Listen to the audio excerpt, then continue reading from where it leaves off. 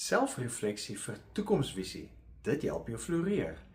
Selfrefleksie is een van die grootste gawes wat God ons gee om die toekoms met helderheid en hoop te betree. Ons beleef elke dag veranderinge soos nuwe tegnologie, soos dalk 'n loopbaanverskuiwing of families wat groei of seisoene in jou lewe wat verander. En dit kan maklik gebeur dat mense oorweldig voel oor die dringendheid van vandag en die onsekerheid van môre. Maar koning Dawid wat sy eie uitdagings beleef het, herinner ons op Psalm 37 vers 5. Laat jou lewe aan die Here oor en vertrou op hom. Hy sal sorg. Hy het self beleef, die toekoms word nie deur angs bepaal nie, maar deur oorgawe en vertroue.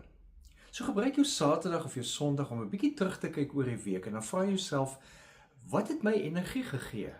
Aan die ander kant, wat het my energie gesteel? Hoe pas dit in by die groter prentjie wie ek wil wees? Nou, hierdie eenvoudige vrae bring jou nader aan jou Godgegewe visie. Hierdie na binne kyk deur selfrefleksie help jou om nie net te reageer op die lewe nie, maar juis om intentioneel te lewe. Navorsing toon dat mense wat gereeld reflekteer oor hulle doelwitte, oor hulle waardes, ervaar groter fokus, hulle ervaar groter kreatiwiteit asook welstand, omdat hulle daaglikse keuses bepaal en belyn met hulle langtermyn toekomsvisie. En dis presies wat geestelike groei ook vereis, om jou innerlike wêreld te orden sodat jou uiterlike lewe rigting kan kry. Maak dit prakties. Sit met 'n koppie koffie of tee en gesels met die Here terwyl jy neerskryf, wie wil u hê moet ek oor 'n jaar wees? Watter waardes moet hierby pas?